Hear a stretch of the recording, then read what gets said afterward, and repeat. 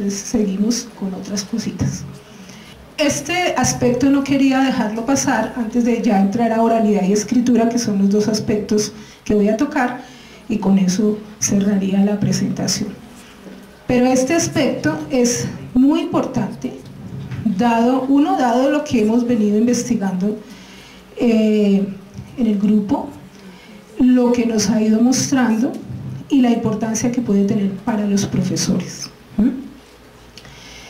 Como venimos hablando de la lengua, aquí vamos a mirar que aparece una implicación en el uso de la lengua. Es decir, una lengua se usa en contextos de uso. Pareciera muy redundante, ¿cierto? Pero lo que estoy diciendo es que esos contextos de uso son los que le generan el uso a la lengua y a la vez los que transforman esos propios usos.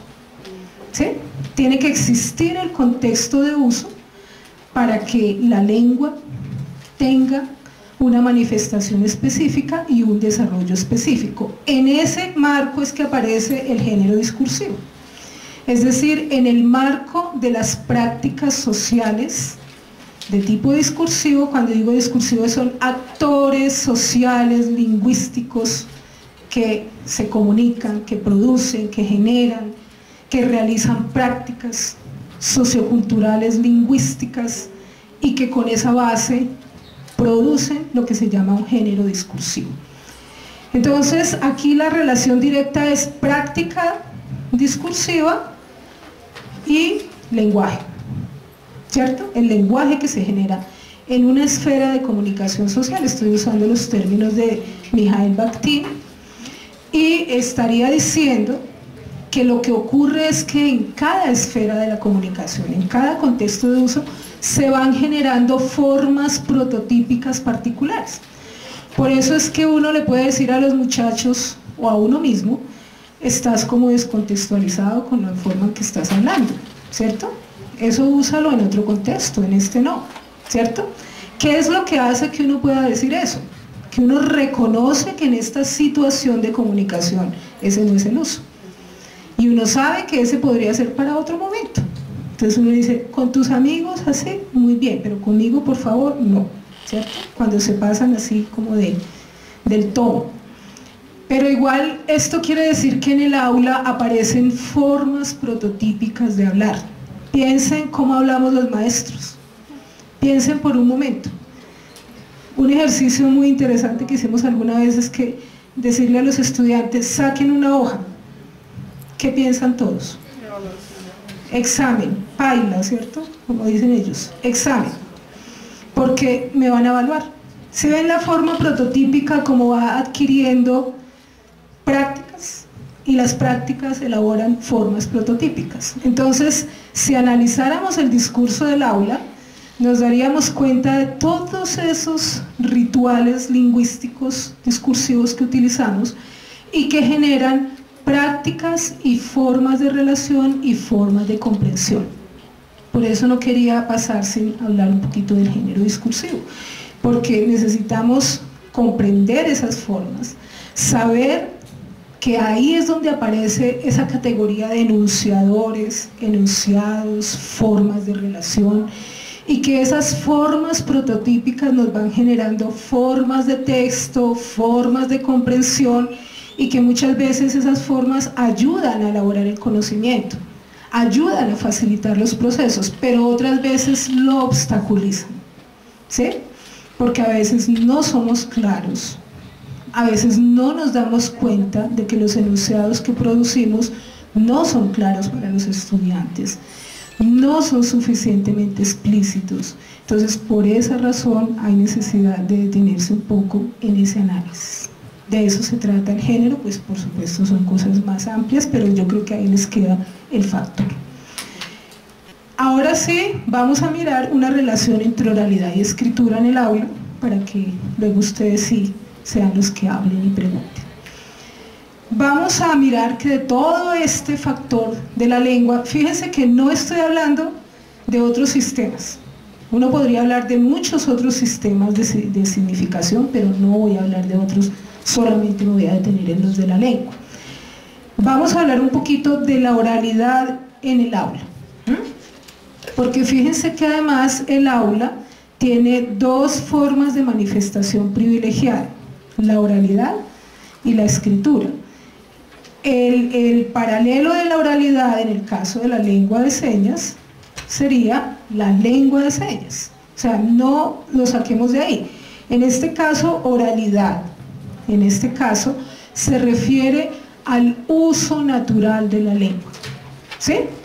Entonces, es el uso natural de esa lengua sin tener todavía la mediación de la escritura, y es el uso más inmediato, es el uso más regular que hacemos de la lengua, el que hacemos para las interacciones inmediatas, el que hacemos para la espontaneidad y el que hacemos para comunicarle a los estudiantes todo el proceso de enseñanza y con el que esperamos también el proceso de aprendizaje. Por eso es que la lengua oral, en principio, es la experiencia humana del lenguaje, es la manifestación de esa experiencia humana del lenguaje. El humano primero produjo la oralidad o la lengua de señas, para el caso de las personas sordas, y muy tardíamente en la historia de la humanidad produjo la escritura. La escritura es un código mucho más tardío y está relacionado con procesos socioculturales muy particulares, tanto que no todas las culturas tienen oralidad, escritura. Bien, entonces por eso decimos que es la experiencia humana del lenguaje y que cumple fundamentalmente dos funciones, y reitero la primera diapositiva. La función de relacionarnos con el mundo, es decir, de construir significación. Piensen que todo sujeto lo hace, todos. No sabemos qué, pero lo construyen por su relación con el mundo. En ese caso, lo que se va generando es una construcción de campos semánticos, es decir, de relaciones de unos significados con otros y de comprensiones del mundo. Por ejemplo, cuando se está construyendo el para qué de las cosas. Fíjense, eso es muy interesante. En el niño es muy interesante ver cómo va construyendo el para qué. ¿Para qué el cuaderno? ¿Para qué la lonchera? Y empiezan a aparecer significaciones asociadas que se van convirtiendo en lo que podríamos llamar campos semánticos. Otra función de la lengua oral y sobre todo de la oralidad es la expresión de sentimientos y emociones. Toda la emocionalidad, fíjense que la escritura no significa que la escritura no lo haga, pero la oralidad o la espontaneidad de una lengua, esa dimensión, es la que permite con mayor preeminencia expresar sentimientos, emociones, afectividades. Tanto que nosotros hablamos o señamos, pero no solamente como máquinas, sino aparece toda la gestualidad, toda la quinesis corporal acompañando esa expresión. Y se puede saber si estamos hablando con rabia, con aburrimiento, con afectividad, en fin, ¿cierto? Y un factor fundamental que es la participación en el mundo. La participación en el mundo vuelve y ancla a lo primero que dijimos, es la posibilidad de la comunicación, de la participación en el rol que tengamos. En cualquier rol que tengamos estamos participando. Así nos quedemos callados, estamos participando. ¿Sí? Estamos teniendo un lugar en el mundo y ese lugar es fundamentalmente lingüístico. Esos son aspectos de la oralidad en general y hay uno que se me quedó aquí al final en la diapositiva que tiene que ver con que las predicaciones naturales, espontáneas, también se hacen en la lengua oral. Recuerden que no estoy reduciendo oralidad a lengua oral, sino a espontaneidad, a naturalidad de la expresión.